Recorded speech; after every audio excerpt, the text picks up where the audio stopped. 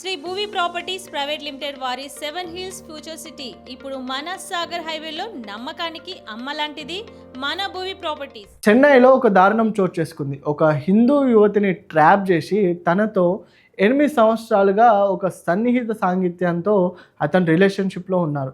ఈ క్రమంలో ఆ ఇద్దరు యువకులు ప్రేమించుకున్నారు. వీళ్ళ కాలేజీ పరిచయం కాస్త ప్రేమగా వెళ్ళి దాదాపు 8 సంవత్సరాలు వీళ్ళ ప్రేమాయణం కొనసాగించారు. అయితే ఈ ప్రేమాయణం కొనసాగించిన క్రమంలో ఎవరైతే ఆ యువతి అతన్ని ప్రశ్నించింది, మనం పెళ్లి ఎప్పుడు చేసుకుందామని ఆ యువతి ప్రశ్నించగా, ఎవరైతే సదరు ముస్లిం వ్యక్తి ఉన్నారో నువ్వు ఇస్లాం మతం స్వీకరిస్తే మన పెళ్లి జరుగుతుందని ఆ యువతితో చెప్పారు. అయితే ఆ యువతితో చెప్పిన క్రమంలో ఆ సదరు యువతి కూడా ఇస్లాం మతాన్ని స్వీకరించింది. ప్రేమించిన వ్యక్తి ముస్లిం అవ్వడం, ఆ ముస్లిం అనే వ్యక్తి కోసం తను మతం మార్చుకోవడం, ఆ ఇస్లాం మతాన్ని స్వీకరించి అతని కోసం పెళ్లికి సిద్ధమైనట్లుగా ఆ యువతి చెప్తుంది. ఈ చెప్పిన క్రమంలో 8 సంవత్సరాల వీళ్ళ ప్రేమని పక్కకు పెట్టి ఆ యువకుడు వేరే ముస్లిం యువతితో పెళ్లి పీటలకు ఎక్కడానికి సిద్ధమయ్యాడు. ఈ సిద్ధమైన క్రమంలో ఏదైతే ఈ బాధిత మహిళ అతని పెళ్లి ఎక్కడ జరుగుతుందని తెలుసుకొని ఆ ఫంక్షన్ హాల్కి వెళ్ళి అతన్ని గల్లా పట్టుకొని ప్రశ్నించింది. ఈ ప్రశ్నించిన క్రమంలో ఆ బాధిత యువతికి ఎక్కడ న్యాయం జరిగినట్టు కనిపించట్లేదు.